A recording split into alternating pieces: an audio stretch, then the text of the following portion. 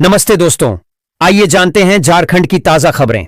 Video को like कीजिए और अगर अभी तक आपने चैनल को सब्सक्राइब नहीं किए हैं तो चैनल को सब्सक्राइब कर लीजिए।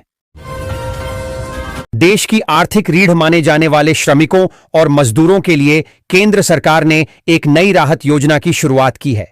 इस योजना का नाम है लेबर कार्ड योजना 2025, जिसके जरिए असंगठित क्षेत्र में काम करने वाले लोगों को हर महीने 3,000 रुपए की आर्थिक मदद दी जा रही है।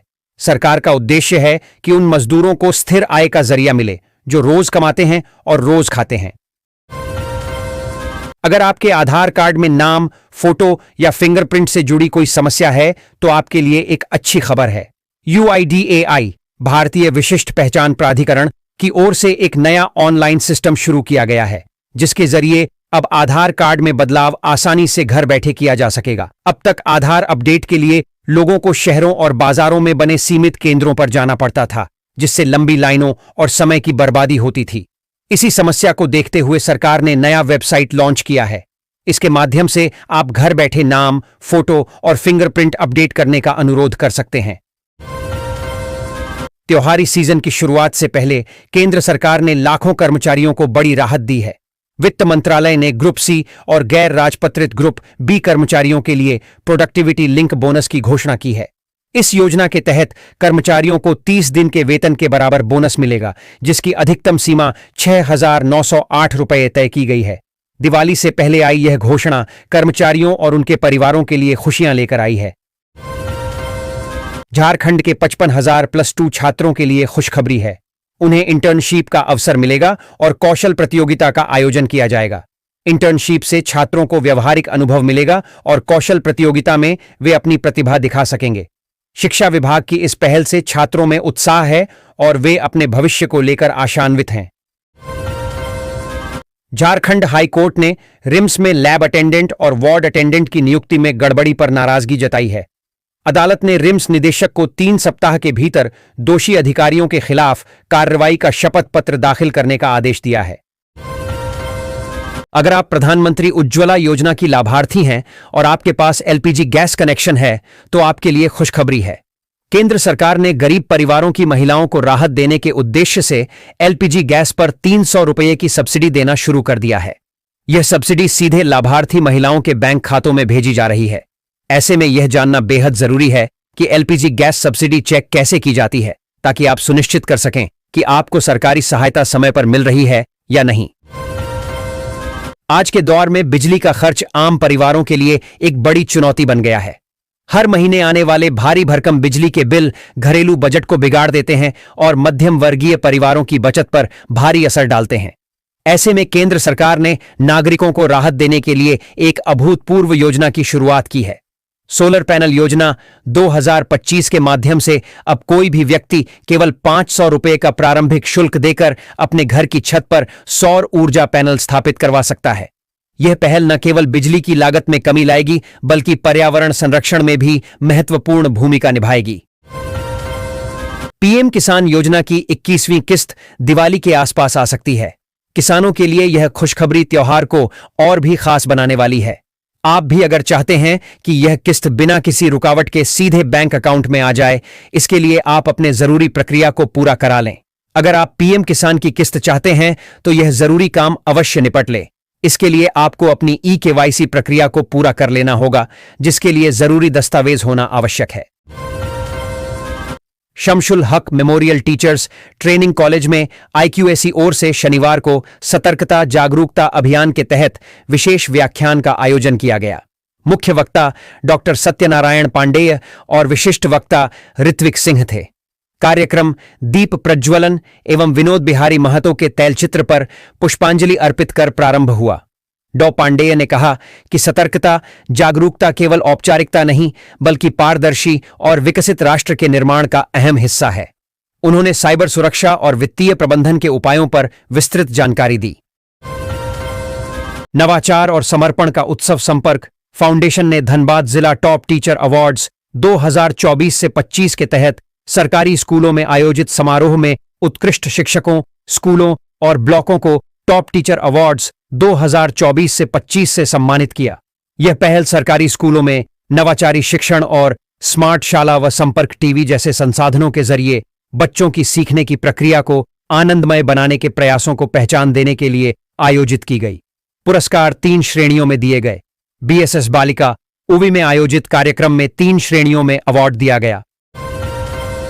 बोकारो परिसदन सभागार में शनिवार को युवा कल्याण, संस्कृति एवं पर्यटन विकास समिति की बैठक हु समिति की सभापति सह ईचागढ़ विधायक सबिता महतो की अध्यक्षता में हुई।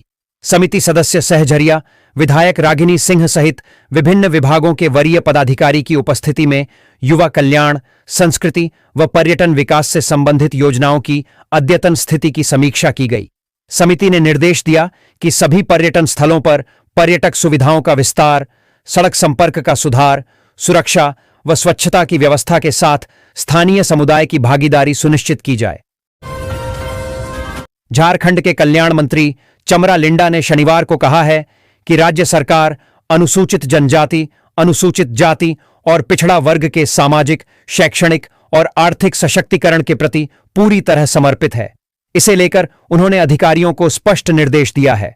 उन्होंने सभी अधिकारियों को चेताया कि सभी कल्याणकारी योजनाओं का लाभ पात्र लाभार्थियों तक समय पर और पारदर्शी तरीके से पहुंचनी चाहिए। इसमें किसी भी स्तर पर लापरवाही बर्दाश्त नहीं की जाएगी। सरकार ने घोषणा की है कि प्रत्येक पात्र परिवार को 200 यूनिट तक बिजली बिल पूरी तरह मुफ्त मिलेगा। इसके अलावा जिनका बिल इससे अधिक है उनके लिए बिजली बिल माफी का प्रावधान भी किया गया है, ताकि गरीब और मध्यम वर्गीय परिवार आर्थिक बोझ से मुक्त हो सकें। रिम्स नेत्र संस्थान अब नेत्र प्रत्यारोपण के लिए नई पहल कर रहा है। अधिशेष कार्निया को सरकारी संस्थानों को मुफ्त और निजी को शुल्क पर देगा। रिम्स ने कार्निया की दरें तय की हैं, जिससे निजी अस्पतालों में मरीजों को राहत मिलेगी। रिम्स में नेत्र प्रत्यारोपण मुफ्त है और कई मरीज इंतजार कर रहे हैं। झारखंड राज्य प्रदूषण नियंत्रण बोर्ड ने त्योहारों में वायु और ध्वनि प्रदूषण नियंत्रण के लिए निर्देश जारी किए हैं। 100 से कम AQI वाले शहरों में ही पटाखे बिकेंगे। ध्वनि सीमा 125 डेसिबल से कम होनी चाहिए। दीपावली पर रात 8 से 10 बजे तक ही पटाखे चलाए जा सकेंगे। नियमों का उल्लंघन करने पर कड़ी कार्रवाई होगी। बोर्ड ने पर्यावरण संरक्षण में सहयोग करने की अपील की है। केंद्रीय अस्पताल ढोरी को आधुनिक बनाने के लिए CCL प्रबंधन प्रयासरत है। मरीजों की बढ़ती संख्या को देखते हुए 50 बेड बढ़ाने और OPD का विस्तार करने की योजना है। अस्पताल में नया रजिस्ट्रेशन काउंटर खोला जाएगा और बंद पड़े ऑपरेशन थिएटर को भी शुरू करने का प्रस्ताव है। अल्ट्रासाउंड की सुविधा भी जल्द ही उपलब्ध कराई जाएगी, जिससे क्षेत्र की बड़ी आबादी को लाभ होगा। भारत सरकार ने देश के करोड़ों गरीब परिवारों को राहत देने के लिए राशन कार्ड से जुड़ी नई नीति लागू की है। इस नई योजना के तहत अब पात्र परिवारों को हर महीने मुफ्त में गेहूं, चावल, बाजरा और नमक जैसी आवश्यक वस्तुएं दी जाएंगी। सरकार का लक्ष्य है कि कोई भी परिवार भूखा न रहे और ग्रामीण इलाकों में खाद्य सुरक्षा मजबूत हो। इसके लिए लाभार्थियों की नई सूची जारी की गई है, जिसमें केवल पात्र परिवारों को ही शामिल किया गया है। देश के वरिष्ठ नागरिकों के जीवन को बेहतर और सुरक्षित बनाने के लिए केंद्र सरकार एक महत्वपूर्ण योजना लेकर आ रही है। सीनियर सिटीजन कार्ड 2025 योजना के तहत 60 वर्ष और उससे अधिक उम्र के सभी बुजुर्गों को विशेष पहचान पत्र जारी किया जाएगा। इस कार्ड के माध्यम से वरिष्ठ नागरिकों को स्वास्थ्य, आर्थिक, यात्रा और सामाजिक सुरक्षा से जुड़ी 7 प्रमुख सुविधाएं मिलेंगी। यह पहल उन बुजुर्गों के लिए राहत भरी खबर है जो वृद्धावस्था में आर्थिक तंगी और स्वास्थ्य समस्याओं से जूझ रहे हैं। घाटशिला उपचुनाव को लेकर शनिवार को प्रखंड व अंचल कार्यालय सभागार में प्रशिक्षण कार्यक्रम हुआ। एसडीओ सुनील चंद्र की अध्यक्षता में videographer, SST, FST, VST, VVT, MCC और EVM टीमों को प्रशिक्षण व दिशा निर्देश दिए गए।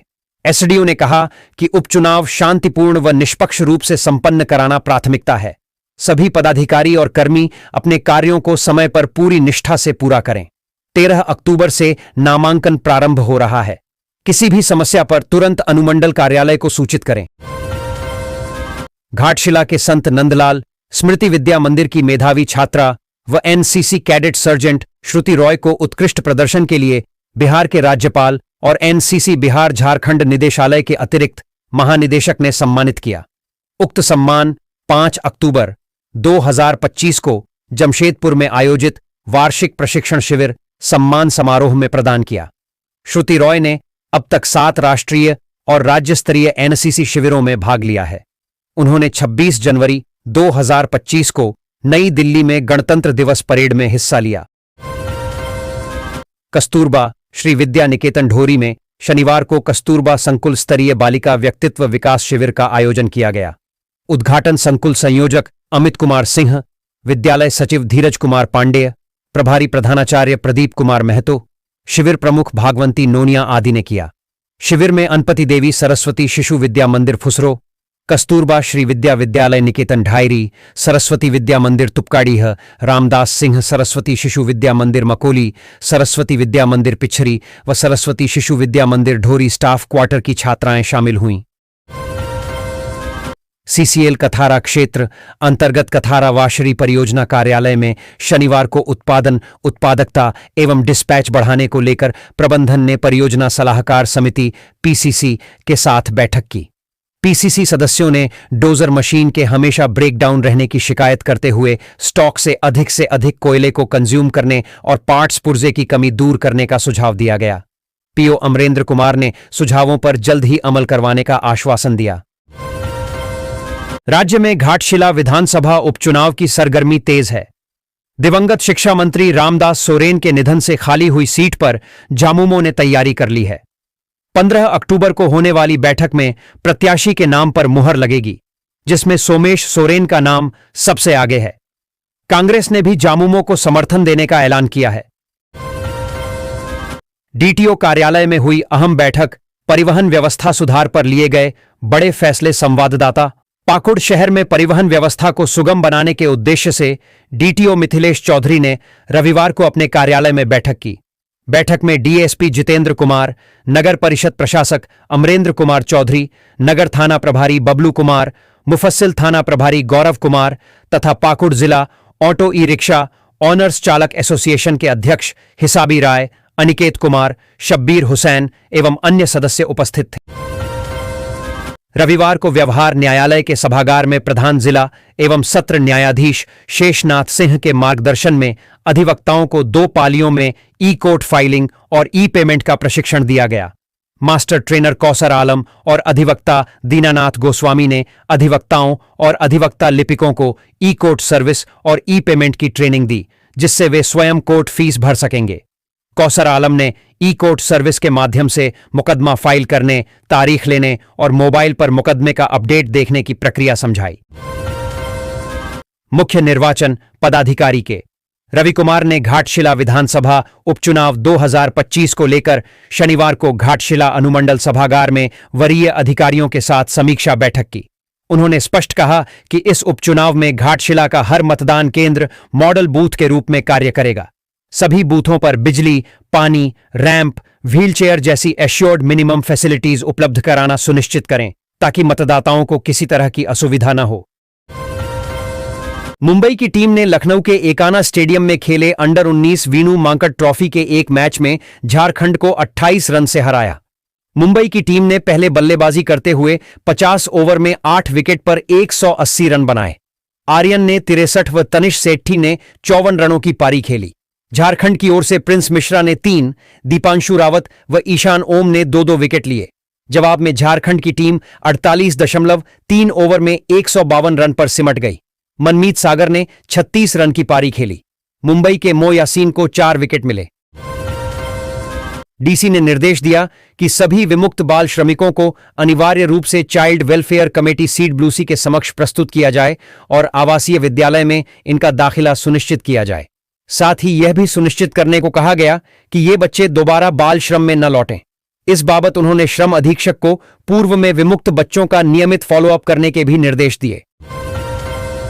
कार्यक्रम के दौरान लाइव प्रसारण में बताया गया कि दोनों योजनाएं किसानों के लिए काफी लाभकारी होंगी। इनसे किसानों की आर्थिक स्थिति सुधरेगी। पहले फेज में यह देश के 100 जिलों में लागू होगी। झारखंड के पश्चिमी सिंहभूम और सिमडेगा जिला आकांक्षी जिला में शामिल किए गए हैं।